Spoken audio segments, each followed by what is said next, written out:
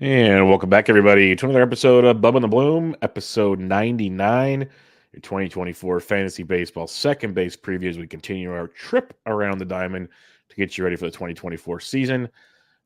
Before we get into the second base, housekeeping as always, you can find me on Twitter at BDentric, the podcast at Bubba Bloom Pod, and my co-host, as always, on the Twitter at RyanBHQ. Ryan Bloomfield, how we doing, my friend?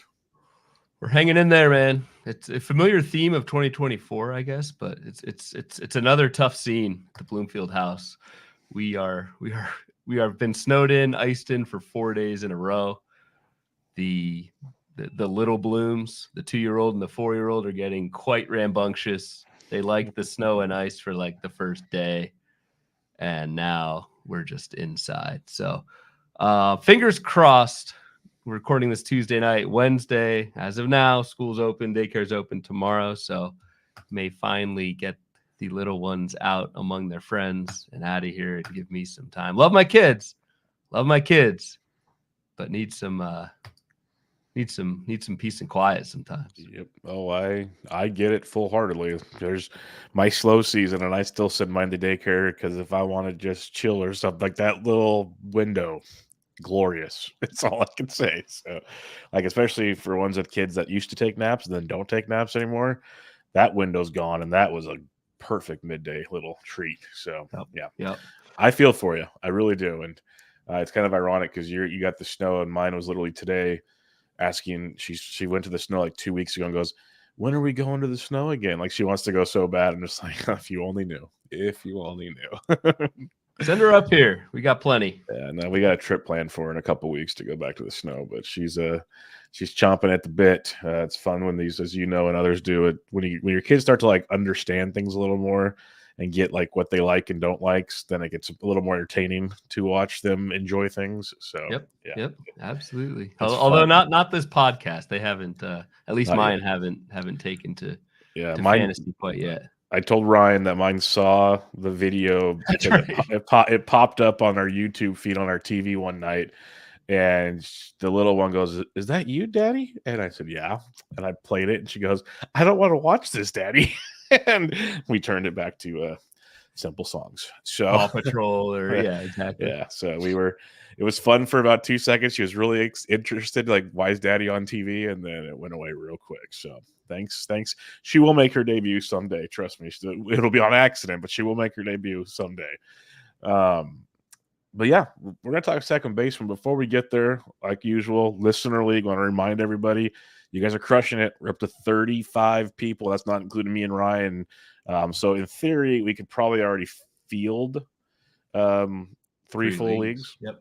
But keep them coming. Ratings and reviews get you in there. And again, if you get at least 4 leagues, you can have more than 4, at least 4 leagues, overall winner gets a cool prize. And I'll announce the prize once you guys fill up 4 leagues. So keep it coming. Cool stuff. Any other thoughts on that, Mr. Bloomfield? Because I know we talked about a few other things on that off the air.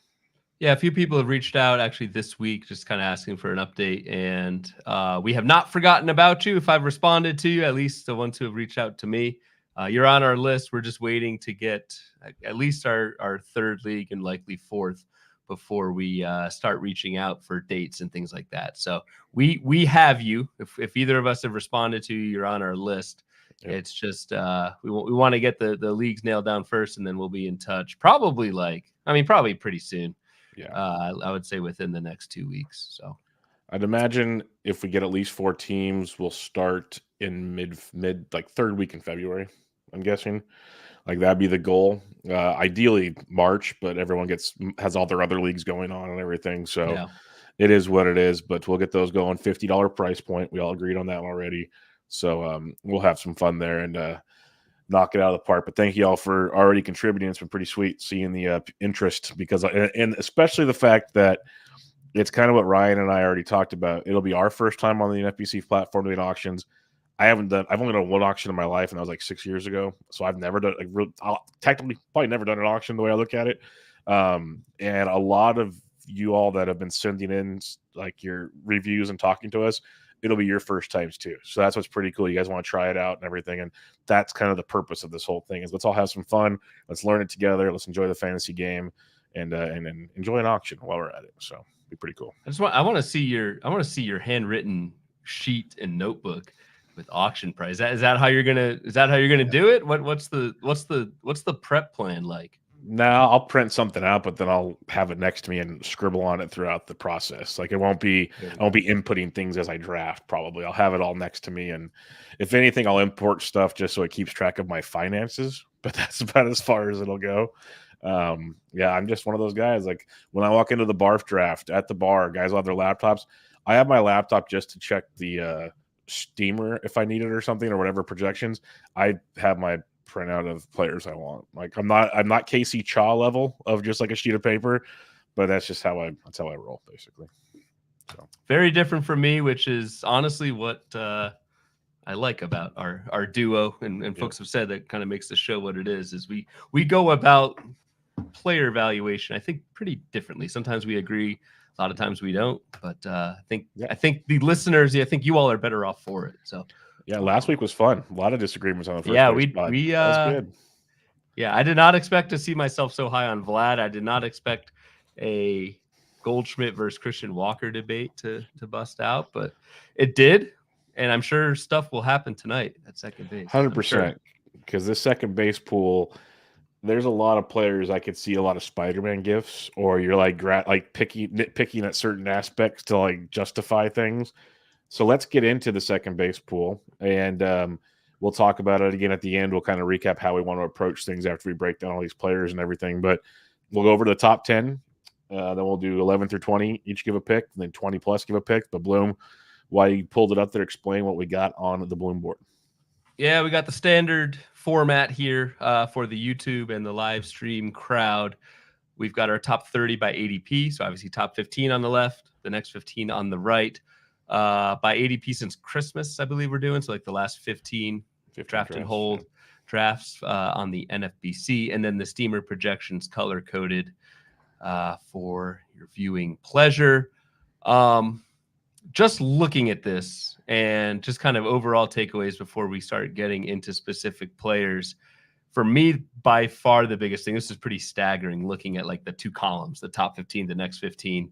The next 15, there are like no stolen bases, and at least projected by Steamer. There are a couple guys projected for more than 10 bags. That's Whit Merrifield and Bryce Terang. We'll talk about those guys. We'll probably talk about a lot of these guys on the show tonight because you guys brought a ton of listener questions, which is awesome. It is. It's fantastic, and we will answer every single one of them. We always do. I always think, and maybe this is just my bias, I always think of second base as a position where I can grab steals. And looking at the projections and the ADP, if you do not get a top 15 second baseman, you are not getting steals unless you draft like a Whit Merrifield or Bryce Terang. And so just keep that in the back of your mind. Like you're not really able to get late steals at the position. And last week we talked about catcher. Last week we talked about first base. There's not many bags there. So if you don't get bags at catcher first and you wait on second base, I'm not saying you can't build a team with enough stolen bases, but it really pigeonholes you. We know third base. We haven't gotten there yet. We know third base doesn't have many bags. It really pigeonholes you when you're trying to push for speed in the outfield and shortstop. So that's one thing to consider when looking at the second base position is not only is there a pretty big fall off, I think, after like the top, 12, 14-ish, there is an absolute cliff in speed after the top 15, after Tommy Edman is being taken in like at 159 or whatever. I can't see the bottom of it. But yeah, if you wait on second base, have a plan for stolen bases. That was the biggest thing to me that stuck out at this position right now. Which is interesting, like you said, because we usually expect it, but also when we did our reviews from 2023, it felt, and maybe it was more shortstop dominant than second base dominant, and also you might not be going this deep because this is draft and hold. You might not need to go as deep at the position. But I remember when we did like the reviews, middle infield is where you got so much of your stolen base production. Corner infield next to nothing, like we're saying. But I guess we grouped middle infield together. I wonder if it was shortstop heavy or it was more just like we focused so much on the top 15 while we're drafting our leagues, because those were reviewing like redrafts, that we didn't even really notice the second half. And now you see the second half on screen, you're just like, dang, It's that is all not red, good. man. It is So all red. Yeah. yeah, and so that's just an interesting takeaway, like you said. And then obviously the power decreases tremendously. Like it's just bad, period, on that side. And if you've done enough DCs, you kind of have felt this. You kind of know where this is coming from, and there's a reason why when we start talking about a few players that I think if you listen to me enough, you know exactly where my focus is in this position. And I know a guy Ryan likes locks. We talked about him before, and those are pretty much greens across the board for the most part, or at least especially in the stolen base department. There's a good reason behind doing that. So that's the process. Not much power at the position. Mookie Betts is the only one projected for more than 30 home runs. It's still weird seeing him there. It really is. Yeah, I know. I know. And he's going to, I mean, they said this week. Oh, he's this the week or primary last week. He is the baseman. primary second baseman Yep. in LA. So yeah, not much power, which we kind of knew. Batting average is pretty deep. There's a good number of players projected for 270 and above. Again, in that kind of top 15 at second base. Familiar theme though. Even batting average starts to go by the wayside the longer and longer that you wait at second base. Yep, for sure. So let's get at it. Let's talk about these position players, and let's kick it off with the aforementioned Mookie Betts. Has an ADP of 5 right now. He's a guy that's he's not polarizing by any means, but he's gone as high as 2, as low as 8. Like that. The when I was gonna say polarizing is after Acuna, the Betts, Witt, J-Rod. Like there's just everyone's got their argument. It's hard to disagree with any of it, basically, is the way I'll say it. And so Betts, he's got the ADP of 5, but if you like him, you're going to have to go get him, is what it comes down to. And last season was just insane. I wrote something recently about him. Just looking back, 39 bombs, 126 runs scored. He had 117 runs the year before, 107 RBIs, 14 steals, hit 307. Just a tremendous year. Probably the MVP if Acuna doesn't do it. We said that about Olsen too, but I think Betts is probably number 2 in that world. Amazing stuff, worth the ADP. I don't have a whole lot to really go crazy about him here, but you have anything on Betts? Like he's legit worth it if you want to take him, basically. Yeah, and a true god in the category no one really talks about, runs scored. Last 2 seasons, Mookie Betts 117 and 126 runs scored, and I expect that to continue, right? Since they've added Shohei Ohtani to hit basically right after Mookie Betts. Yeah, not too much to say. The only thing I mean, he's by far the best second baseman. Gets a boost with the outfield eligibility. I think we have a question on that, is where we would use Mookie Betts next year, and we'll get to that one. I probably am not, and going back to how you introduced this, Bubba, with like the other options at the position in the first or in the overall draft in the top 5, is I'm leaning more Freddie Freeman and like Kyle Tucker over Mookie Betts. So like I'm probably not going to have Mookie on many teams. That being said, it's certainly not a bad pick to take Mookie Betts. He's just going to rack up plate appearances, score a ton of runs, hit in the upper 2s. I don't think he'll hit 300 again or hit 39 home runs again. I feel like those were his ceilings, but he can still fall back quite a bit and be just fine as a first round pick. So great talent, easily the top second baseman off the board. But again, I'm probably going like Tucker Freeman over Mookie, which is probably the decision that many of you will have to make on draft day if you want to do it. Yeah, it's just the perfect example is in not the DC I'm in with you right now, with the other DC I picked 4. I took Tucker over Mookie. That's just where I went. I guess the steals upside, and like everyone knows, both of us are big Tucker fans. So like the whole nother level to them, and Dusty's not going to hold them down any longer. So it's going to be pretty nice. The second baseman off the board, I've actually seen some interesting conversation on, and that's Ozzie Albies. ADP of 23 right now, and he's coming off a strong season. He was injured a lot of 2022. Last year got back to 148 games, 33 homers, career high, only 13 stolen bases, 109 ribbies, 96 runs, hit 280. The stolen base is the big conversation with Albies because he goes and steals 20 in 2021. He at 24 years old, you're thinking, okay, here we go. He gets hurt in 2022, 2023, stolen bases are up, everyone's running. Albies only gets 13 steals. That was the big conundrum. Is he not going to be the steals guy we once thought he was? Who knows? Regardless, still a beast at the position in an amazing lineup. Just depends on if you trust what you have there. So what are your thoughts on Ozzie Albies? Because it's a guy I've loved in the past, but the price has just gotten too rich for me for where I'm drafting at that point in time. I just don't know if I'll have any Albies this year.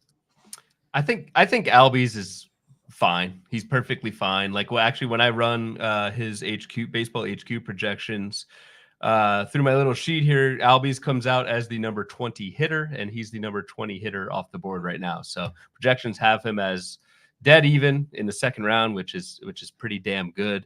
And I do think Ozzie Albies separates himself enough from a tier standpoint. He's a tier below Mookie Betts, but I also think Ozzie Albies is a tier above some of the other guys we'll talk about next. And he's super balanced, man. Like, you did talk about the steals, Bubba, but like, yes, he only had 13 last year, 93% success rate. I think Albies did not need to run last year because Matt Olson was having the year of his life behind him and just didn't really need to run, especially Acuna. Stole every single base imaginable, was in scoring position for probably half of Ozzie's at bat. So like, I'm not too concerned about the stolen base dip. The skills are still there. You mentioned the lineup, Bubba. The runs and RBI are fantastic. So like, it's just a really well-rounded pick in the second round. In a second round where there are, and I noticed this in our draft and hold league, there's a lot of like power, no speed bats going in the second round. There's Yordan Alvarez, there's Corey Seager, there's Austin Riley, there's Rafael Devers, there's Pete Alonso, all going in the second round. Ozzie Albies is a nice balanced pick that cross all five that some of your other options in the second round aren't. So if you prefer balance, and I always do, I'm perfectly fine taking Albies where he's going. Yep, no arguments on that one. Marcus Semien, ADP of 29. He's been a guy a few years back, like ADP just climbs up because he has a tremendous season. Everyone's like, oh, he costs too much, blah, blah, blah. Well, he's backed it up for I'll say 4 straight years now, but 3 straight for sure. 2020 be damned, whatever it was. But he's basically had 4 straight years of just amazing production, 26 or more home runs. Basically a 15 stolen base guy outside of the 25 year. So stolen bases, him and Albies similar. Runs galore. RBI is not bad. Hits for a decent average most of the time, like 260-ish, 270. Plays every freaking day, which is amazing.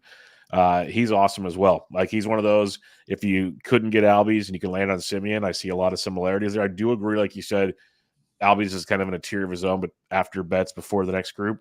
Semien's not far off. I guess if you have to pick any complaint, is he going to be 33? Is eventually the age going to catch up with him? That would be the question.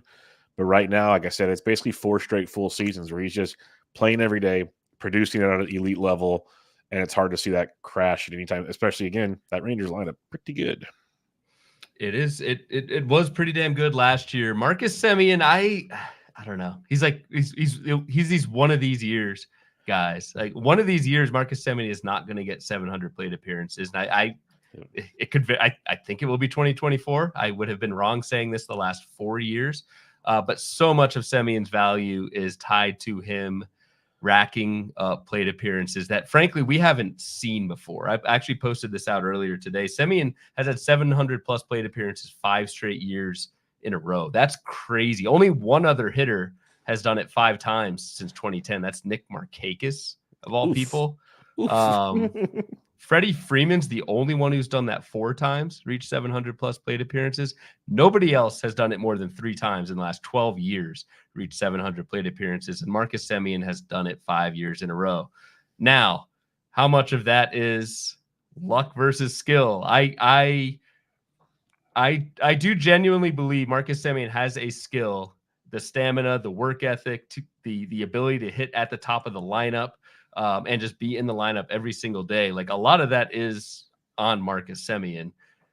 There's got to be a luck component factor to it too, though. Like, he has not had a fluky injury in 5 years.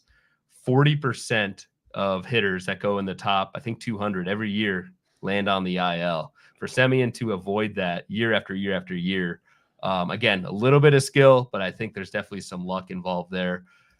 If Marcus Semien starts to fall off that 700 plate appearance total, like, his per 600 plate appearance projections are well behind Ozzie Albies, well behind Altuve, Nico Hoerner, Matt McLean, a lot of the guys that we'll talk about next. So I'm personally off of Marcus Semien. I think you're banking on another 700 plate appearance season happening again. My research has shown there's basically like a 1/3 chance of that happening. And again, Semien's done it 5 years now. But I I don't know, one of these years it's not going to happen. And when it doesn't, like he's not going to crash, but like the stats don't pop when you get only 600 plate appearances of Marcus Semien. When he has 22 homers and 8 steals or whatever, exactly. It definitely comes back down to, it's a Ketel Marte projection a lot later in your ADP. So it's 100 picks later almost. So I have a couple notes on guys later on that are like Semien on a per plate appearance basis. And when I say later on, like later on in the draft. And so like, that's fair. I don't know. Mid-30, you mentioned the age. He's going to be 33 next year. Yep. Like at some point, man, at some point, but it has been a hell of a run for the guy. Yeah. It's been dang impressive. I'm with you. I've been waiting for it to happen. He keeps doing it. I never have shares of Semien just because where he's going just doesn't work in my program basically, but teach their own. And Ozzie Altuve, he's the 4th second baseman off the board, ADP of 43, and people were saying he's too old for a long time now. He was 33 last year, 17 homers, 14 stolen bases, hit 311. That's back-to-back 300 average seasons with a power did dip. We only played 90 games too, so maybe per plate or per game, not that shabby. So still good stuff there, but the age thing, only 90 games. Kind of goes to the theory you're talking about with Semien. How are we feeling about Ozzie Altuve? Because again, I think he's good per game. Awesome. How many games is the question. Like I liked him in underdog, took him actually today in a draft. I think there's a lot to like in that kind of format. On the flip side, it could be a bit risky too. So yeah, it was only 90 games for Altuve, but remember, it's that fractured thumb in the WBC got hit in the hand. That's what I mean with Semien. Don't get hit in the hand. Like that's what I mean with Semien. It's just like that hasn't happened to him in 5 years. Like it's bound to happen. But yes, I talked about Semien enough. So yeah, no, I don't really blame Altuve that much for missing a good chunk of last season. I mean, that fractured thumb kept him out until June. He did have an oblique strain for a little bit in July, but like when this guy was active, he was completely fine. And the other part so like the HQ projections have Altuve 25th hitter going 31st ADP wise amongst hitters. There is also a cliff, at least in early ADP and 15-team leagues, where this like late 3rd round, 4th round, there are a ton of pitchers going. There are not many hitters going at all in drafts. There's a cliff after Jose Altuve, along with like Randy Arozarena and Adolis Garcia, where if you don't grab him or one of those guys in that 3rd, 4th round, there's a big drop. And so like, especially when you tack on the fact that second base drops in itself as a position, I think just from like where you can get guys before cliffs start happening, Altuve, not only does it make sense from a projection standpoint, but from like a game theory standpoint at the position and amongst hitters, I think he's a smart grab going at ADP 43. I don't think the age thing, like, yes, he's going to be 34, but there's not much, like a slightly declining strikeout rate, but like the power is still there, still 81% on the bases. Like, I think we're fine for another year. Yeah, we'll see. I don't disagree with that. I'm going to be like a broken record. My second baseman's come later in the draft. It's just that I'm just not even focused on these top guys that much. Like, they're good players. Altuve could be great. Like I said, I liked him in the underdog format. I'm waiting for father time with him as well. I was going to get Wonder in there. So do you have any of Albies, Semien, and Altuve bets? No, on any of your teams yet? I don't have any. No, 0. Not happening for this guy, because usually in round 2 I've come back with like Alonso or someone in that world, and then round 3 I start getting like SP1. Usually is what comes down to. So that takes me out of Altuve. So I just don't get those guys basically. Yep. Nico Hoerner, another guy I don't have any shares of, ADP of 59, and he was very good last year. No denying that. 283 average, 9 homers, 43 stolen bases, 98 runs scored. For me, he's not quite a rabbit, but there's a lot of rabbit feel to Nico Hoerner, because it's just the pop. He's never really going to be a massive power guy unless something really changes. And so you're relying on a heavy speed situation here, and that always scares the snot out of me, and that just kind of pushes him off my list. I have a better real life player than fantasy player for me type scenario. So that's my thoughts on Nico Hoerner. I'll keep it short and sweet. Like, I think he's really good. Another guy that won't end up anywhere near my teams. Probably not for me either. Yeah, like half rabbit is a good explanation for Nico Hoerner because he does provide batting average. He'll get you runs. Nico Hoerner scored 98 runs. In, hitting good Cubs lineup. So, yeah. Yep, good Cubs lineup. But the other two categories, man, 9 home runs and 688 plate appearances last year for Nico Hoerner. And in the Baseball HQ forecaster, the expected home runs, which we use based off of StatCast, how hard you hit the ball and launch angle, that sort of thing, 5 expected home runs for Nico Hoerner. 5 expected home runs over 700 basically plate appearances. You need to be very careful, I think, drafting Nico Hoerner. Like, so what I talked about with Albies going around like that Alonso Devers type, I think you have, the only way you can really take Nico Hoerner is if you took like an Austin Riley or a Pete Alonso or some major power bat in your first or second round, just because like taking someone this early who will provide pretty much nothing in the power category and not many RBIs, it's tough for me to take a 3 category hitter in the first 4 rounds. It's just the way I like to draft balanced, and this throws off that balance. And if anything happens to Nico Hoerner, a lot of your eggs are in that one stolen base basket, and it's just tough to recover from that if he gets hurt. Yep, that's why I hate rabbits for fantasy purposes to begin with. So makes it very, very tricky. Matt McLain, the fab darling of the National League last year, ADP of 62 right now. In 89 games with the Reds, 16 homers, 14 stolen bases, hit 290. If you combine his 40 games in AAA, we're talking 28 home runs, 24 stolen bases, 95 runs scored, 90 RBIs, hit well over 300. I know that's not, equal math, all things considered, but the dude was a beast. He's a power speed stud, great hit tool. Honestly, when you start looking at him deeper, to me, I'd rather have Matt McLain over a few of the guys listed before this. Like, let me even check my ratings. Back my math. Over Altuve? Semien? No, I have him over Hoerner. I have him 5th right now. Okay. So I have him right behind those guys. But the more we talk about it, I'm sitting there going, I could probably stomach McLain over some of those guys. But I do have him over Hoerner for sure. I have him over Hoerner. I think he's very Marcus Semien-esque, but with even more bags.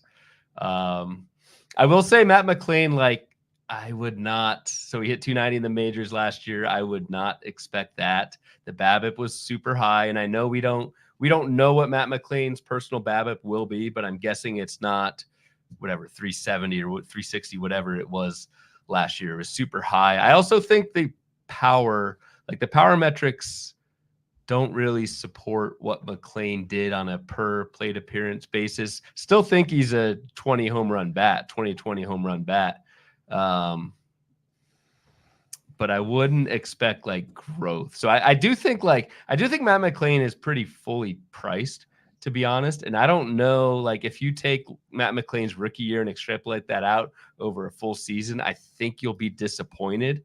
That said, he is an okay pick here. The second base, shortstop eligibility always helps. That lineup, that park, you may not need to have the best power metrics in the world to still hit 25 plus home runs at Great American Ballpark. So Matt McLain's fine. I'm not going head over heels drafting him. I don't see like a major step forward for Matt McLain, which again is totally reasonable in the 4th or 5th round. Yeah, it's reasonable. Again, I have 0 shares of Matt McLain, but I think I like the appeal. Just you get him in Great American Ballpark in the middle of that. The offense should be very good in Cincinnati again, and I think that just boosts. Like, I know metrics are supposed to bake in all of these ballpark factors and everything, but I think there's just certain parks that you can. I know you got to trust your projections, but you can kind of mentally project things a little differently. You can tweak things a little different. That's where I sit with McLain. Again, could be totally wrong, but I think I wouldn't be shocked if next year we're talking Matt McLain behind Mookie Betts. Let's put it that way. Wow. I would be shocked. I think he's got the upside, but we'll see. He's polarizing. There are a couple questions on him in the listener questions part that we'll dive deeper on, but he is definitely pretty polarizing. Most definitely. This next player, Ha-Seong Kim, ADP of 86. He's a guy I could expect to fall potentially a lot this time next year, for a few reasons. Not so much his talent level, but playing time. There's rumors he might get traded. There's a million things, but 17 homers, 38 steals last year with a 260 average. That wasn't bad. That was his breakout campaign. That's kind of what people expected him to be at one point in time. The projections expect a little step back as well, but not a ton. Power speed still there when it comes to Ha-Seong Kim. But what's your thoughts on him? Because when I start seeing a guy like with his profile, I like the guy going right after him in Gleyber. I like Jimenez and a few other guys later where outside of the positional flexibility that Ha-Seong Kim gives you, he's not really there for me. And maybe in a redraft, when we're not talking DCs, this ADP might change quite a bit. Yeah, I think there's two things going on with Kim with the price. It's the recency bias tax, and it's the draft and hold, like get me someone who's eligible at second, short, and third tax as well, which I don't really like paying that much for. Like Ha-Seong Kim for me is a fade. I don't think there's much power here at all. I know he hit 17 home runs last year. The barrel rate was awful. 4% barrel rate, just does not make hard contact. HQ had 11 expected home runs on those 17. So like, I don't know if Ha-Seong Kim will reach double-digit home runs. And so what I just talked about with Nico Hoerner comes into play here as well. Like I think Kim needs to steal 35 bases to pay off this ADP, because I don't think you're getting much batting average. I don't think you're getting many homers. You're not getting Juan Soto in San Diego, so I don't know what the runs in RBI look like. I mean, that said, he did steal 38 bases last year, but you just have to wonder, like, will that repeat given Kim's track record? There's a new manager, Mike Schultz, in San Diego. Again, not saying he's going to turn all the lights red and whatnot, but like, you just don't know if Kim's going to be uber aggressive again on the base pass. And he kind of has to be in order to return this type of value, given what Kim does not do for your batting average and home runs. I'm taking, so we've got our 17 home run projection here for Steamer up on the screen. I'm taking the hard under on that. And then you throw a 250 batting average like that. Like, I don't know. There's a couple of guys later that you can get cheaper that I think are just as good as Ha-Seong Kim, and you're not buying coming off a career year. Yeah, he's my 12th second baseman in my rankings, and so you're not getting him. No, that might be too high still, but yeah, no Kim. So that's another no shit. Bubba, you have not drafted anybody we've talked about yet? Nope. How many teams do you have? Enough. That's the correct answer. I didn't expect to be on trial on the podcast. We're talking about second base, but it's not me. I mean, Bubba, like, second base is a position you need to draft somebody. So. Oh, I know. We're gonna get to them. We're getting close. Like the next guy, eventually. I like a lot. So we're gonna start getting there. Who's next? Gleyber Torres. Oh yeah, I like is next. He's got an ADP of 91. I love me some Gleyber. Been team Gleyber for a couple of years now, and it's paid off. 25 bombs, 13 stolen bases last year. Hit 273. Again, it's one of those things where people were getting annoyed by him. He was so young. He's only gonna be 27 this year. It feels like he's been around forever. He's getting better and better. He either hits at the top or in the middle of the Yankees lineup. Just depends on injuries with the Yankees. But he's going to hit in a prime spot in the lineup. The power is legit to me. Like, he's a 25-ish guy almost religiously. But the fact he throws in the steals, he might get you close to 100 runs if he hits more towards the top of the order. Just depends on how that works.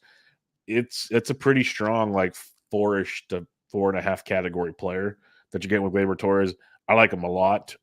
Just for sake here, he's my 7th guy, and I really want to move him over Nico Hoerner. Like, I really want to just bump Nico Hoerner all the way down to Ha-Seong Kim, but I love Gleyber Torres, so I'm a big fan of him, and this would be one of the first guys that I do have a share of on my team.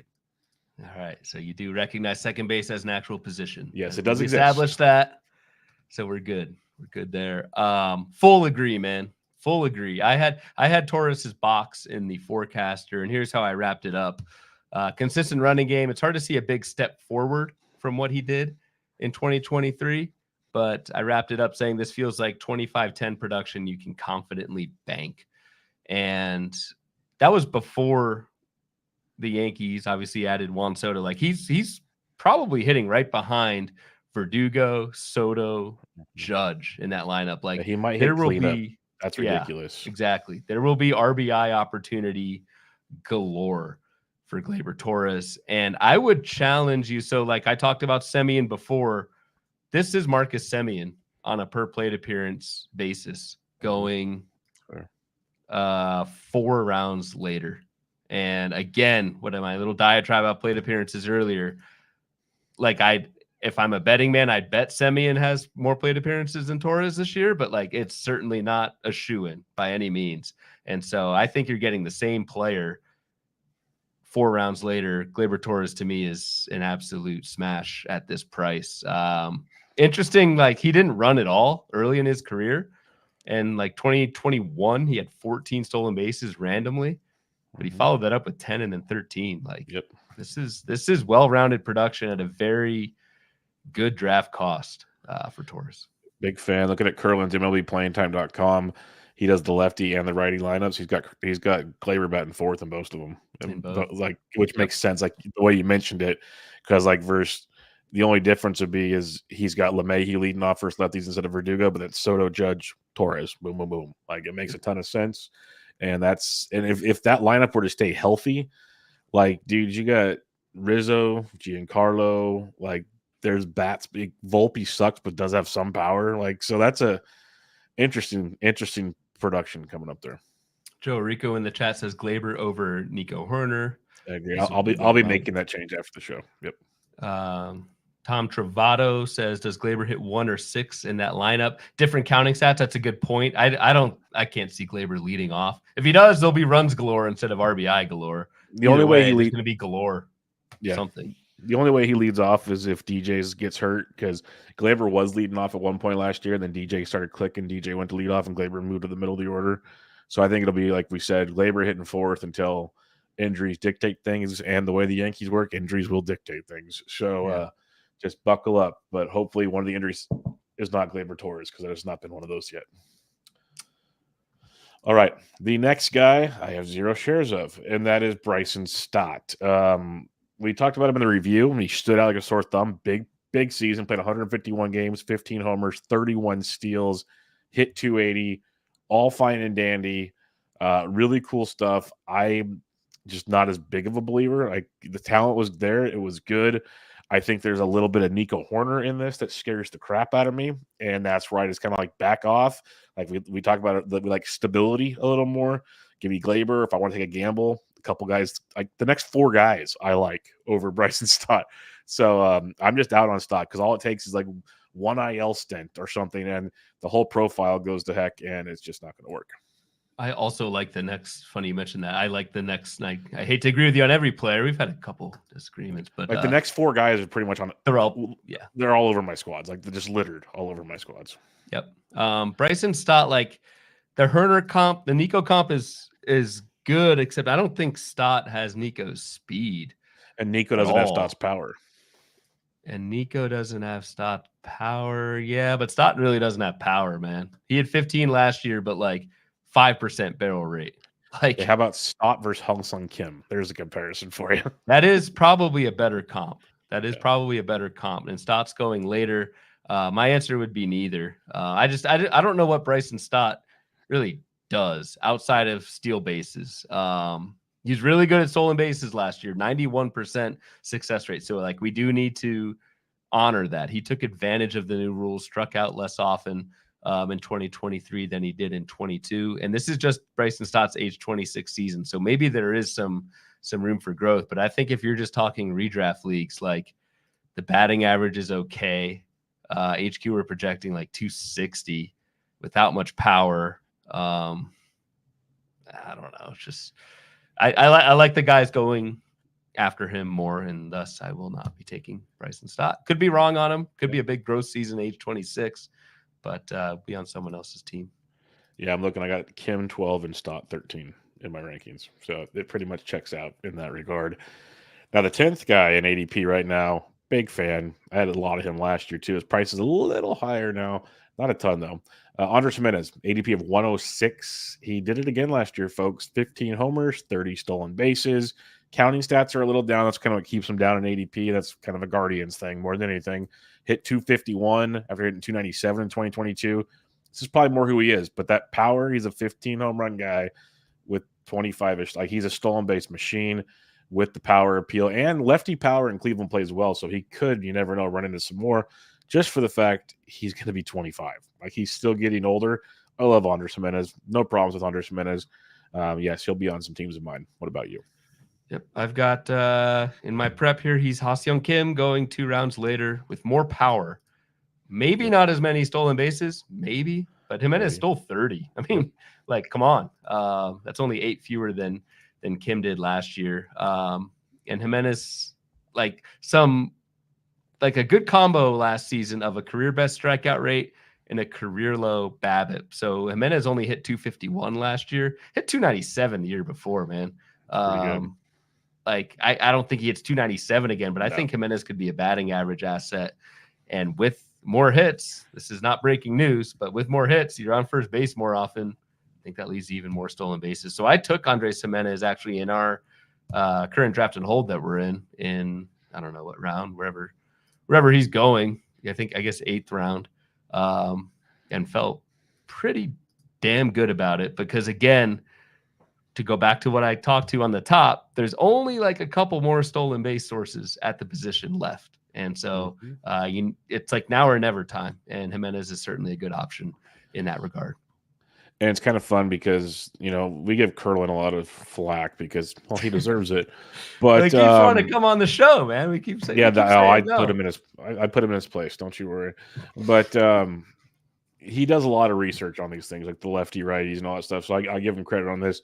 And this is what kind of makes Gimenez fun when you're trying to project things, because when you look at counting stats versus righties, and this is kind of what you saw last year. That's why he uses these trends. Versus righties, he'll probably hit 2nd in between Quan and Ramirez. Versus lefties, he'll probably hit 5th. So you have majority of the time he'll be a run producer. The other rest of the time he's an RBI producer. Like, that's where he kind of fits in that 70-ish in both categories. So he might not be elite in either one, but he'll accumulate enough to get you like maybe a combined 150 plus, which is it's just pretty good. So think of it that way. Don't think of it so much as he's like holding you back. He's just going to keep you kind of level, is what I'm trying to say, with some pop, with some speed, with hopefully batting average. Like, he's pretty solid. I like that quite a bit. It's interesting. The HQ projections, Gimenez is the 57th overall hitter. Bryson Stott 103. It checks out. All right, so that's the top 10. Kind of sad we can't go farther here, but we'll hit on the important people. We'll hit on the important people. Sure. Yeah. 11 through 20, it's Ketel Marte, Gelof, Estrada, Thairo, Luis Arraez, Tommy Edman, Gorman, Julian, Ryan McMahon, Jonathan India, and Brandon Drury. So as usual, we'll each take a couple here and talk about why we like them. And I'll let Ryan kick things off with one of the best ones here. Yeah, I stole this one off your sheet. Yep. Peek behind the curtain. We share this Google sheet. Bubba picked all 4 of his picks before I picked one. But so you were nice about it. You said I could have Thairo, and I took advantage. So Thairo Estrada is my favorite second baseman going from 11 to 20. Had his box in the forecaster and put an upside label of 20 home runs, 30 steals on Estrada. Like, sticking out my neck a little bit because this was a full-blown breakout until he broke his hand in July. And so you're kind of like banking on a half season of production from Andres Gimenez, Thairo Estrada. But like, even last year, 2022, Estrada had 14 homers, 21 steals, hit 260. So like, he kind of even improved upon that in the first half, and then injuries just kind of torpedoed Estrada's second half. But even with that, hit 271 last year, 14 homers, 23 steals, and 530 plate appearances. I think Thairo Estrada, could reach 30 steals, could reach 20 homers. Will probably hit 260, 270. Like, there's not really a weakness in his game. You can nitpick the power a little bit, but that ticked up at least before the hand injury, and things went south in the second half, which, again, fluky injury. I don't expect that to happen again. Estrada will be on a ton of my teams this year.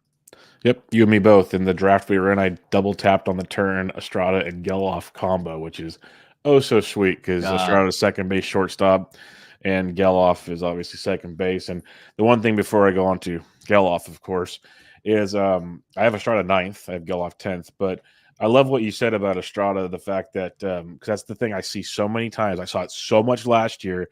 People kept saying it is, oh, the power's not legit, this, that, and the other. I'm like, I know I'm biased because I'm a Giants guy, but I do watch him a lot. And it's the thing we talk about with like Paredes and everything. And Paredes way more power. Don't get me wrong. But Estrada pulls his power. And that's like the thing, like you got to look at. Like we all look at the barrel numbers on these guys, and we said it with Kim and other guys, and there's a reason why a lot of it is true, but you also got to look where those barrels are going. And that's a big difference with Estrada because I remember this same show last year, I went to bat for him, and it was like his fly ball barrel rate was like so much better. He was more of a ground ball hitter, so it kind of offset, and people said he couldn't hit for power. And it was just one of those things that now you've seen it and you're on the same page type thing. I think there is legit 20 home run power there, and that's pretty beautiful. So yes, just had to have some more Thairo love out there because he deserves it. I know I stole him from you, but I took your boy and made him my boy. So no, that's fine. That's fine. We can share him. It's not a problem around here. I can't have all the boys. Like this is enough. Never mind. Stop. Let's moving along to Bubba's favorite pick of the 11th to 20th rank at second base. We have Zack Gelof. Zack Gelof of the Oakland A's, and the only reason why he's behind Thairo is Tyro's a better batting average source than Gelof. Gelof hit 267 last year, 14-14, which is beautiful. I think the power and the speed is as legit as they come. I wrote a profile on him on my Substack, and when I dig in, like to me, the barrel rates, the pull rates, the fly ball rates, everything showcases some good power. Like there's the biggest thing with him is a lot of swing and miss. The strikeout rate is very high, and that's why I think the batting average is an overachievement this past year, and that'll come back down. But the power and speed is very, very legit. Should be around probably the middle of the A's lineup because they're that bad. Yeah, it's that bad. But I love, and as Rico said, are you supporting cast? Yes, Gelof's, or no, the park won't suppress his power. It didn't last year. Like, that's not the issue. He's going to be just fine in that regard. And Oakland, people talk about the park, but if you pull the ball in Oakland, it still flies pretty good. It's the center, like the gap to gap. That's where Oakland gets you bad. And the right field to the lefties is a little worse, but down the line and left, you're fine. But yeah, I like Gelof a ton. The power speed, this is a guy that could go 20, I think 25. I might be more optimistic than most. It's the batting average that'll hold you back and the counting stats being in Oakland. I think you'll be quite happy at that ADP of 135. I think you'll be just fine with that to kind of set up. I'm not as high. I do think so. I think the batting average is rough. It could be like very rough for Zack Gelof. I'm with you on the power speed. I think he could. I mean, Steamer's projecting 2020, so like that's legit. HQ is projecting pretty much the same thing, 2020. But HQ is projecting a 241 batting average, Steamer at 238. And it's not just the batting average. It's that batting average with that just awful supporting cast. Like, I can't see how Zack Gelof gets 80 runs or RBI in Oakland. And so, like, none of this is his fault. Zack Gelof's a great player. Like I said, I agree with the power speed, but like, I think he's a plus in only those two categories. And if you're getting a really low batting average guy without the runs and RBI, because who's going to drive him in? Who's going to be on base when Gelof is up? Just from a pure like valuation standpoint, those three categories are dragging. And this doesn't happen to many guys. Again, it's not Gelof's fault. It's where he plays. It's the team he's on. The valuations, like the projections are have Gelof way below everyone going around him. And for that reason, despite being a 2020 guy, those other three categories, I think that holds him back. I'd love to see Zack Gelof get traded, and I'd be fully on board. But as long as he's in Oakland, I'm not saying it's a bad pick or anything. It's just not one that stands out to me. He had 72 combined runs and RBIs in 69 games last year. Combined 72. That's not that much in 69 games. Yeah. He plays in 150 games. All right, what's that? 160. Let's say he plays what, 150? What do we get? 155? We'll be nice to him. Divided by 69 games, you said? Yeah. How many runs plus RBI? 72. That gives him 80 runs in RBI next year. So 160. 160 total. Yeah, I'll take that. Sign me up right now. I'll take the under on that, though. But we just talked about Andres Jimenez being like 150 to 160 runs an RBI guy. Did we? That's what the projections show.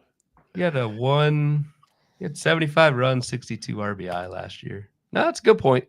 It's a good point. That's what I'm saying. Like, we're trying to like downplay his counting stats, but if you look at a lot of these second basemen after the elite guys at the top, a lot of them have holes in their counting stats. Yeah, and actually we have a question in the chat from Tom. Is how much should we focus on counting stats when we're differentiating between these players? I think we should. We should, yes. This goes back to a question last week of like, how do we project runs in RBI? It's very, very impossible. difficult. So there's a lot of like qualitative factors at play here, but I think it's something you definitely need to talk about. Yeah, it's like a tiebreaker probably type thing, if anything. Like, you do take it into account. You don't want a complete dud.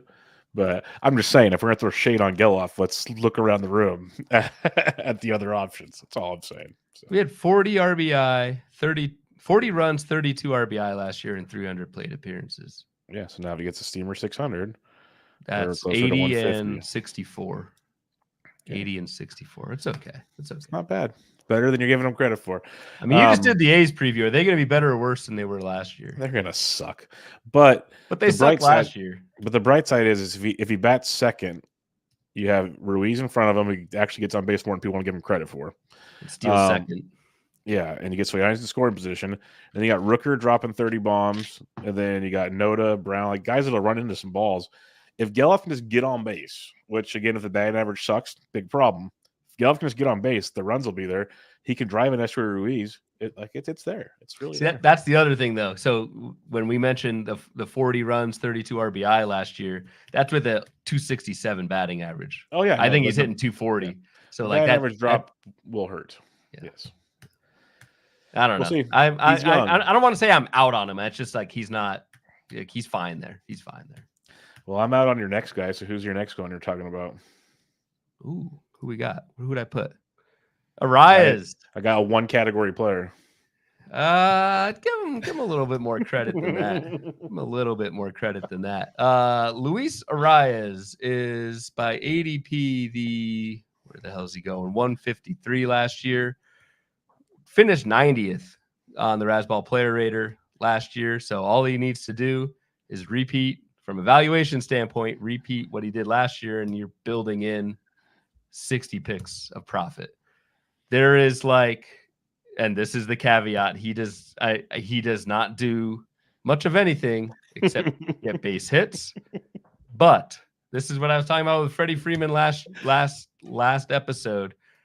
There is nobody outside of Freeman who can even touch Luis Arias' batting average. The batting average is here to stay. This is an interesting thing in the baseball forecaster that we put on. It's got a super high line drive rate. Mm-hmm. I'm getting a little bit in the weeds here, but the line drive rate is really good, and they call it launch angle tightness, like the consistency that Luis Arias hits those line drives is elite. So he has the perfect bat path, makes a ton of contact. I think he hits over 320 next season. Yes, he may not hit 10 home runs or steal 10 bases, but that gives you such an advantage in batting average that you can build around that with other picks. Just know what you're getting into with Luis Arias, but the batting average cushion is just so massive that from a valuation standpoint, again, he's being valued 60 picks better than he's going in drafts right now. So yeah, tell me why I'm wrong outside of the one category. That's all it is to me. If for some godforsaken reason he gets hurt or something, your whole it's the roster construction part. With Freeman, he gives you everything else with the average. So it's either you drafted a bunch of free swingers that hit for nothing, so you need the average later, which maybe, but those free swingers better give you the other categories you need type situation. That's my conundrum with Arias. It's basically he's a rabbit, but as average instead of stolen bases. So I guess just for debate purposes, if you don't like rabbits, why would you like Arias? And I agree. I think he is a very good average guy. I don't see that changing as long as he's on the field. I get that. Where a rabbit could stop, I'll beat you to the punch on that one. But like, why would you like one category Arise over like a Nico Hoerner? No, it's a fair thing. And any time you're doing all eggs in one basket, there is always that risk. So if you plan for the Arias batting average cushion, that's not there, your batting average could be sunk. It's why I like to draft balanced guys. Yep. I will add, Luis Arias had a very Zack Gelof-esque 140 runs plus RBI last year, my man. This ain't no one category guy. This is why Ryan and I get along so well. Like, Let's go. the back and forth. Dude, right? 88 runs for Arias in 2022. Oh, this is a two category guy. Oh, you're something else. We got a question from Gialdi in the chat. Why take Arias at 150 when you can have McNeil at 300? McNeil only hit like 270 last year. Like there's a 50 point batting average difference between the two, and that's massive in my opinion. Yeah, that's huge. And if you're believing a preseason Razzball player rater for 2024, Arias is predicted to be 10th at second base, while Gelof is 19th. So I'll give that one to you. Boom! Look at this. Dude, it's all falling into place. Oh, I'm not believing it. I'm not believing it for like this. We're gonna have like, I think we have a bets episode at the end of the year and just have like players we're not in on. So and have some fun with this because like Thomas says, Arias and Muncy second base, third base combo. That would be something, but then where you're still on bases. Yeah, that's the thing. Like Arias, if Arias gave you like 15 steals, it'd be like, oh my god, that'd be sweet. That's the thing is like, and you look at him going, you need to like do something, and that's all I'm waiting for. Because again, I agree, great real life player, very very tricky for me in fantasy. That's all I'm gonna say. I just can't.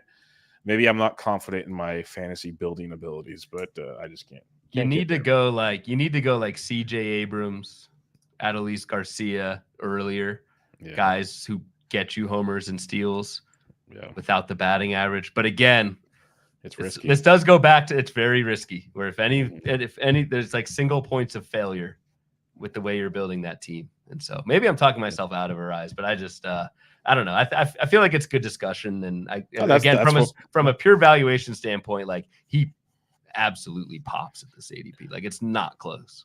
That's why I'm enjoying these because we're not agreeing on everything. It opens up at least discussion points, which is good. And Ryan and I will still be friends after the show. That's the beauty of it. So my fourth guy is Ryan McMahon.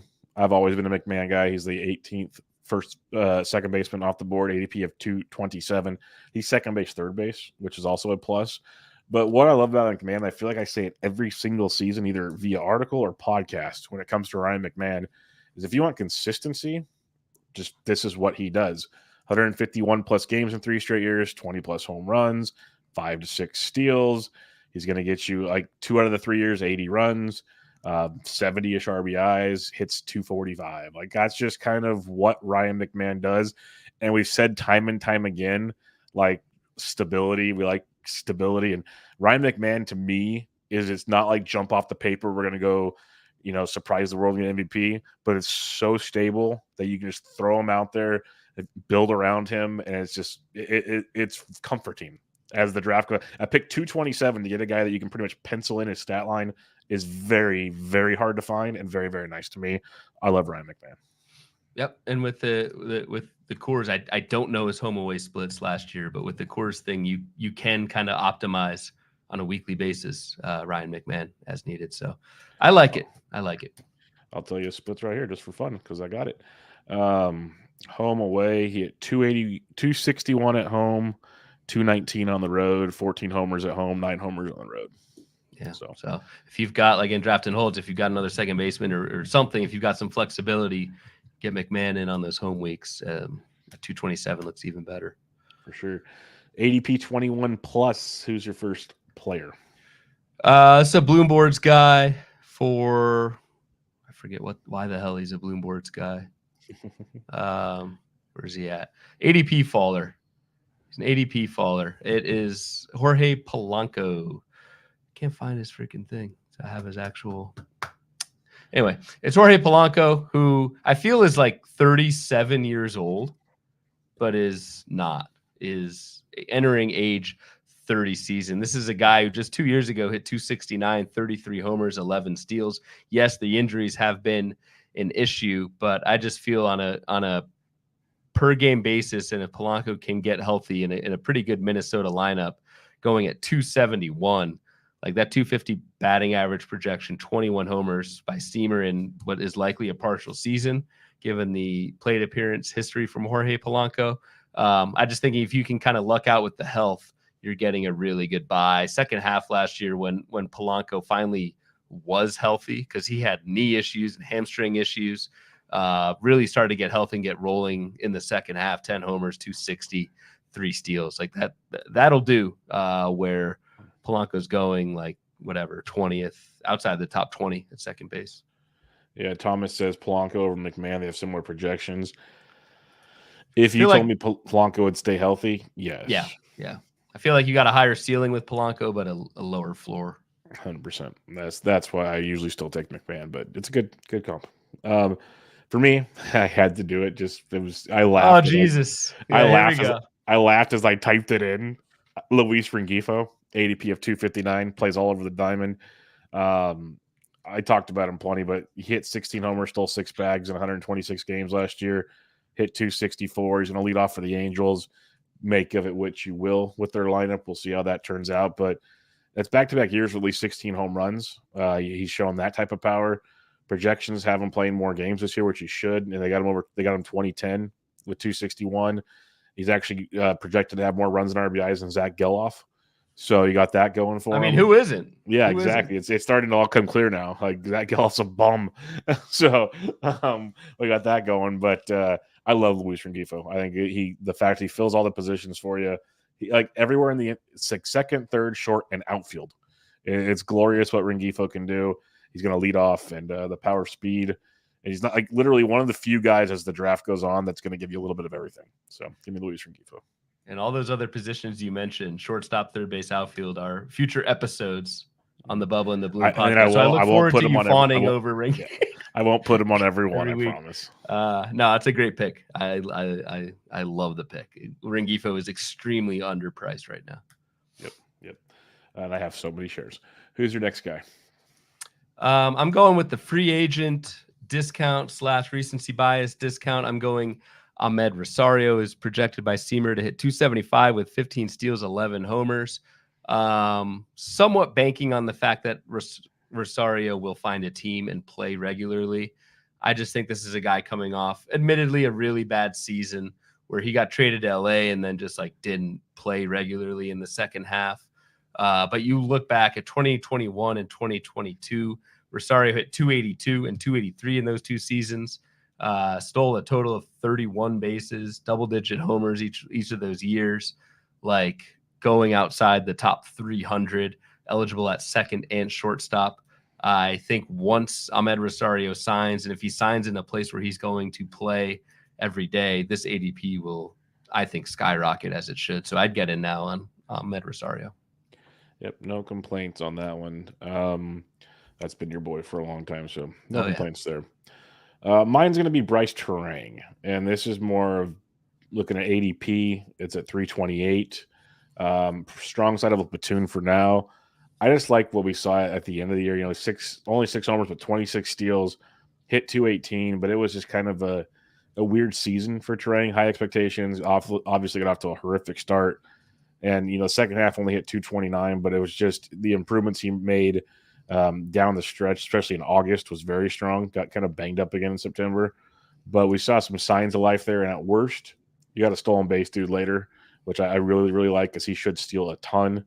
So any second base and shortstop eligible, which is nice in a DC as the draft goes on. So and also Steamer's got him projected to hit closer to 245, which would be much appreciated after that 218 last year. Yeah, I think there's more to like with him. We saw a little more power in the minors, but tons of speed, better average. I think there's a lot to enjoy, at least at an ADP of 328. We'll see. So, yeah, I think that's a great call, especially because like To bring this full circle, there are no stolen bases late in second base, and this is a guy to do it. And who's to say, like, yes, he's a platoon right now, but Bryce Terang is 24 years old. Who's to say he can't grow and develop against left-handed pitching? I wouldn't bank on it happening, but it could. And like his platoon partners, Andrew Monasterio, like you tell me Terang can't, figure that one out. Like I wouldn't be shocked either. I'm with you. So the expectations are high, super young. That was one thing I remember when we reviewed the position. Second base is very young. So like a lot of these guys, we could see productions change a ton as they get more developed. Like a lot of things could shift at this position, which makes it fun as well. Final thoughts on second base. Like I think everybody already knows how I'm attacking it. Wait until the pocket later on. But how are you attacking second base? I think your sweet spot is that like Gleyber Torres through 91 to 135, basically. Yeah, through like Thairo Estrada range. I think you've got some options there with Torres, Jimenez, Marte, Estrada, Gelof. I think that's where you want to go. If you go early, I think you're fine taking Albies, even Betts or Altuve. Just don't wait. Don't wait until late to go second base. I know you can get like a McMahon or Terang or some of the guys we just mentioned, but those guys are going late for a reason. Like there's risk there. So make second base a priority in those middle rounds, and ideally get someone who can steal some bases because there ain't much after that. Yep, 100% agree. That's kind of the philosophy I've been rolling with, and I don't see it changing very much unless I get wild. Like I know Gialdi's mentioning Gavin Lux. I'm on that train as well. I got some Lux shares also, but yeah, we'll see how that one pans out also. All right, we got some listener questions. You guys came through in a big way. Let me find the first one. Here we go. Simon P, he's back. Took a little breather here. He said, it's good to be back to baseball, catching up on your team previews. Question, is Mookie more valuable as an outfielder or a second base this year? Say in a DC, any 5-outfielder league or an NL-only league, would you draft with a specific strategy the rest of the way if you land on him first? It's a good question. I think I prefer him in the outfield because I'll get my pocket later, but how would you approach that? I am actually looking at the numbers now. So just remember the number 14. Yeah, 14, you got it. That's kind of your replacement level valuation at second base. And if you go outfield, what's 5 times 15? Oh, Jesus. How many outfielders? 75. 75. Couple utilities in there. Outfield is like 11 to 12. And so those numbers I'm saying don't really matter. It's the standing gains points. It's evaluation. Mookie Betts, just by replacement level at that position in 15-team leagues, is more valuable in outfield than second base. Which probably even more valuable in NL only as you get even deeper. So yeah, I can see that for sure. And then Simon also asked, barring injury, over or under 500 at bats for India? Oh well, okay, just over under for India. 500 at bats? Yeah, under. I'm going under too. With so many questions in there. Brandon Drury, I'm going over. Easy over. Yeah, barring injuries. Gavin Lux, I'm gonna go over for barring injuries, but go over. It sounds like he's starting in at shortstop. Yep. Rengifo, definitely over. Dude, like 1,000 plate appearances. Yeah, really. Like Nolan Gorman, I'm going under. Gorman, I'm going to go under. There's some back issues there, lingering stuff. And he could platoon also. A little bit. Yep. Under. Bay of Pittsburgh. I'm going to go under. That's a yes from Bloomfield. Under. Michael dude, I thought you meant Jason Bay. I'm like, no. Dude. Bay from Pittsburgh. My man, he retired like 10 years ago. No, G1 Bay. Base threat for Pittsburgh. I'll go under. Yeah, I'm going to go with Michael Massey. Under. Yeah, Massey's one of the closest to like right around 500, I think. And then Westberg of Baltimore. I'm going to go over, but no, if he doesn't produce, they have a lot of replacements coming. That's the thing. I'll go under just because there's a lot of competition. If there's a slump there, I could see playing time going away. All right. Thomas Travato, who's in the chat right now, also dropped a question for us. Late targets after 280p, where is the value? Can you find a 1525 guy late who will pop this year? Luis from Gifo. Jorge Polanco. Yeah, the dudes we talked about basically. If Terang figures it out, he's got the power speed. But I think Polanco, Rengifo, those are your main 15-25 type guys for sure. Brandon Lau's interesting to me too. As Bubba shakes his head, it's all health, but there's power there. There's some speed. I don't know. Yep. I just one of those biases of mine potentially. I just never Brandon Lau because the health just always the health just goes every time. Is a major issue. Year. Yep. Yeah, it's a stress I don't want to deal with. Basically, I have enough stress in my life. The guild says, "Why doesn't Thairo go higher, yo?" I agree, bro. I agree. Should be going like how much higher? I know. I think he's being kind of sarcastic, but so right now he's what, ADP 13. I take him ahead of Gelof. I take him ahead of Marte. I have him ahead of Stott. I have him 9th in my rankings. I've got him around probably below Torres and Jimenez, who are going at ADPs. Yeah, here we go. This will be posted on my Substack. It's on the screen, 91 and 106. So, I think Estrada could be going 2 to 3 rounds earlier. Yep. We're on the same page there for sure.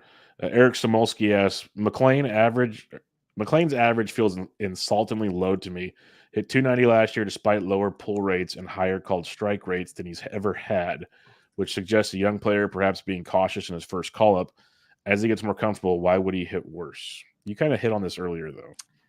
Yeah. I mean, a 30% strikeout rate for Matt McLean. That's really high. There's just a lot of swing and miss. Steamer's projecting 255. HQ is projecting 260. So there was a second half slide there with Matt McLean. I know there was some injuries and whatnot. I know there's this whole first half versus second half kind of become a thing on Twitter, but for young players, I do weigh the second half and how pitchers adjusted to these guys. McLean hit 260 in the second half. So I just think there's a ton of swing and miss, super, super high BABIP for Matt McLean that I talked about earlier. So I actually think 260 is about right for McLean for 2024. HQer Brant Chesser writes, "What is your preferred strategy for second base? I have found myself waiting until picks 90 through 140. Don't draft with us then." That's exactly what we just said. Yep, exactly. To the same exact picks, pretty much. Yep, don't draft with us. Daniel Prepis says, with full-time at-bats against right-handed pitching at least, and lineup spot, Brendan Donovan will crush that projection. Supremely mispriced if you buy into those skill changes, which appear fully sorted. Brendan Donovan's got an ADP of 288 in the platoon, but strong side, as Prepis was saying. Yeah, and the projection that Prepis is referring to is at 279 with 12 homers and 7 steals for Brendan Donovan. I'll be honest, I don't quite see it. I don't see the power. Brendan Donovan had just 16 barrels last year on 11 homers, so I don't really see a 35% hard hit rate. I don't really see the hard contact there for Donovan to take another step forward. It doesn't run that much, so I feel like it's kind of an empty batting average for Brendan Donovan. Prepis is a smart dude. I could very well be wrong, but that's what I'm seeing. Yep. I'll stick to my dumbness and take Rengifo or something and roll those directions and playing time, but could be interesting to say the least. Our buddy Ben Tidd, why doesn't Cattell go higher in your guys' opinions? He's going to hit second in a good lineup and hits for average. He says probably the inconsistency he's had over his career. I think it's 100% what it is. The health. He finally played 150 games last year, and she has not done since 2018. So we haven't seen the power fully develop. I think it's just a complete question of health and playing time.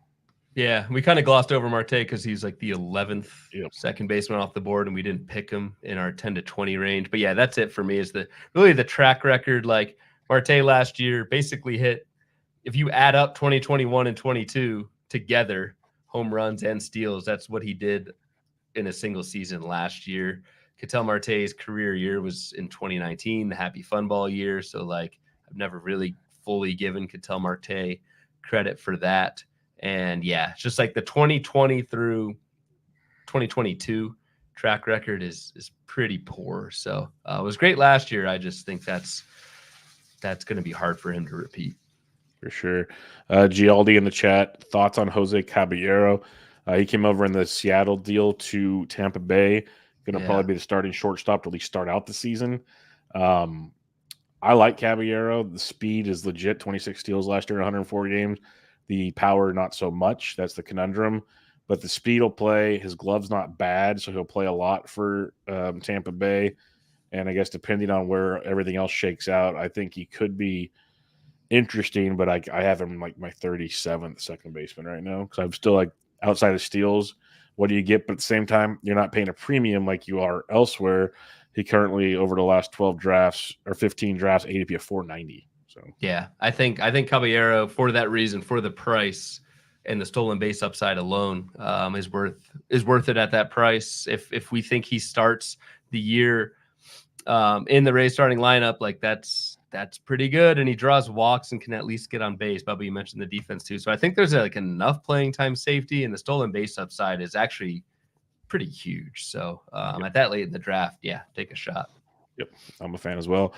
Thomas Travato in the chat says Rengifo, Polanco, or targets. Got it. Thanks. Yep. If you take anything away from this draft or from this podcast, there you go. Our buddy Little Book are calling my shot. Sorry. The aforementioned Little Book. Rebrand. Come on. What is your personal method for making positional adjustments in drafts? How do you decide whether to bump a catcher or, in this case, a second baseman up one round over the projected dollar value versus 4 rounds? Like, when do you basically decide to take your pick? If it helps as a springboard, the attachment has a few common strats I've seen. Use it as a tiebreaker between two similarly valued players, add a replacement, do it on the fly. How do you go about knowing when to jump? Because I can't even say an art. It's more of a feel than anything. But what do you use? So I kind of quickly went through that exercise with the question before about bets at second base or outfield. What I do is I basically look at the replacement level player at each position. So like you're in a 15-team league, it's maybe like you factor in corner and utility and stuff like that. So maybe like your 20th second baseman versus 20th first baseman, shortstop, and then outfield obviously is a lot later. And you just see what that valuation is, and you bump accordingly pretty much every year. And this has been kind of validated by other smart people or people smarter than me. So it's really not much of a positional adjustment for really any position except for catcher, where there is a pretty substantial positional adjustment, especially in 2 catcher leagues. So I use it kind of more as a tiebreaker for non-catcher positions because, quite frankly, the difference is so small usually that, projections are so inaccurate anyway that we're kind of fooling ourselves to think we can get these guys within like $1 of each other. So yeah, for me, like it's more the reason why I do all the drafts early is reps. It's like kind of a feel where things go, and then I know which players I really want to build my team based on the comfortability, I guess, or the reliability we talk about, and I'll start hopping guys in that regard. Like I already know in certain drafts now, like Gleyber, I only have one share because he goes higher than his ADP. Feels like in every draft I'm in, like he just does. So if I want to make a point to get Gleyber, I got to probably go at least a round earlier type thing. Like you just know that kind of going through these drafts, and that'll continue to change and tighten up as draft season goes along. So you have to start kind of be willing. And one thing like I've learned from, talking with Gills and other guys on my show is like get your guys basically and just plan on taking them a round or 2 early every draft you're in. That way you'll get your guys because everyone's so sharp now. Like there's a lot of sharp players now. As we just saw with Brent Chester's question, we're not the only ones with the strategy to take picks. And I guarantee you, Brant, you and me aren't the only 3 people with that idea. So you start getting to these drafts, and if you want certain players, start pushing them up essentially, or have a great fallback plan. Which your fallback plan, you push them up a couple of rounds. Otherwise, you're just going to get hosed at the end type thing. Yep, agreed. Well said. Steve Stoughton asks, are you more likely to target second base early or later in drafts? Who are 2 of your favorite second base target after pick 150? We already hit on that. We got you there. Big Lebo 91. Does Witt get to those numbers? He scares the heck out of me. He's talking about Whit Merrifield, ADP of 259. Projections have him at a 258, 10, and 20, and he's unemployed right now.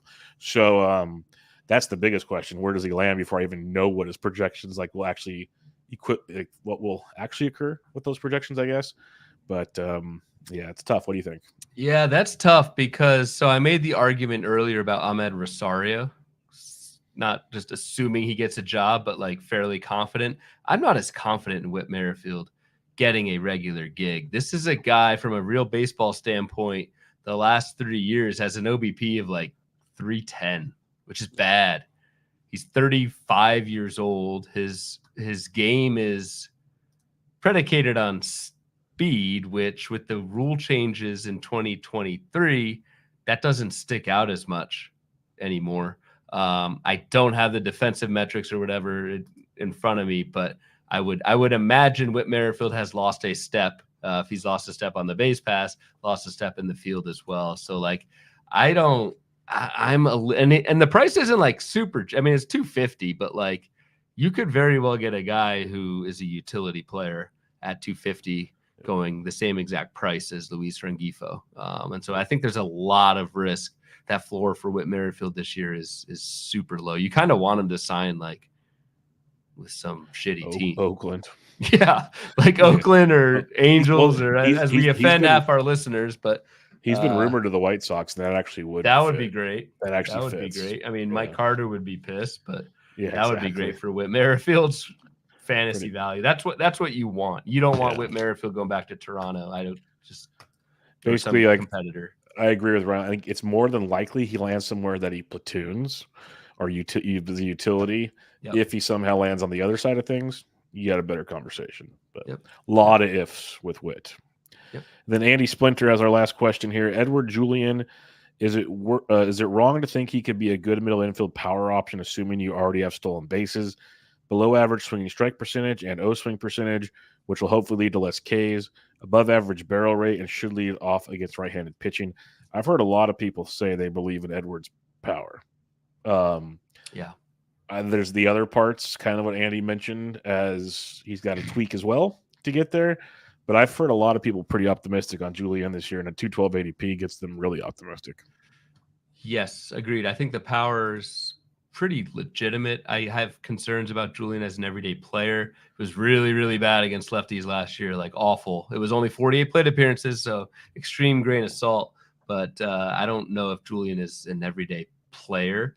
But that said, I've got an article coming out for HQ, the first speculator of the year, coming out tomorrow, and Julian over a full 600 plate appearances by HQ's projections is north of 25 home runs. So to the original question, like, yes, Edward Julian is a kind of a sneaky power source going, I don't know, somewhat late in drafts. 212 though, it's not super cheap. I'd rather have him I'm lukewarm. You'd what? I'd rather have over Nolan Gorman. Agreed. I'd probably take McMahon over. I'd take McMahon over him. I'd take Drury over him too. Agreed. So there's a ceiling there, but there's a lot of ifs with Julian. Like, stay healthy, but hit against lefties. He's also very, like, the walk rate's super high, which again for fantasy for 5x5, like, he's almost too passive. You mentioned the swinging strike rate and stuff like that. I'd like to see him be a little more aggressive. And that's one reason why I don't care about Gelof's strikeout rate. Sorry, had to end it on that note. Just had to throw it out there. All right, we're going to wrap it up there, Mr. Bloomfield. This was a fun one. You can tell it gets late into the night at times when we start getting, or at least I get stupid with things. Final thoughts, second base, general, anything like that? No, this was fun, actually, and this was some good back and forth. Yep. Still can't get over that strikeout rate comment. I think we've got a plan for second base. I think we've given a decent roadmap to you all. Hopefully no one else has the same plan for how to attack position. Everyone else might have the same damn plan, but we laid ours out there at least, and I think it's pretty solid. Yep. I think it'll be fun, and what'll be even more fun is we got shortstop coming up on Thursday, and honestly, that's going to get real fun. I have a feeling, because that's an interesting position, much more interesting in years past. Still, the depth is kind of there, but I think there's a lot of question marks per se. So that could be a fun position to break down. And then obviously get your rating reviews in for the listener league. Let's get going there. We almost got 3 full leagues already, like I said, like we said earlier on. So let's get up to the 4+, get this party really cracking. But until next time, for Ryan on Twitter at RyanBHQ, podcast at Bubba Bloom Pod, I'm at BD Entrick. This is Bubba and the Bloom, episode 99, your second base preview. Catch you all next time.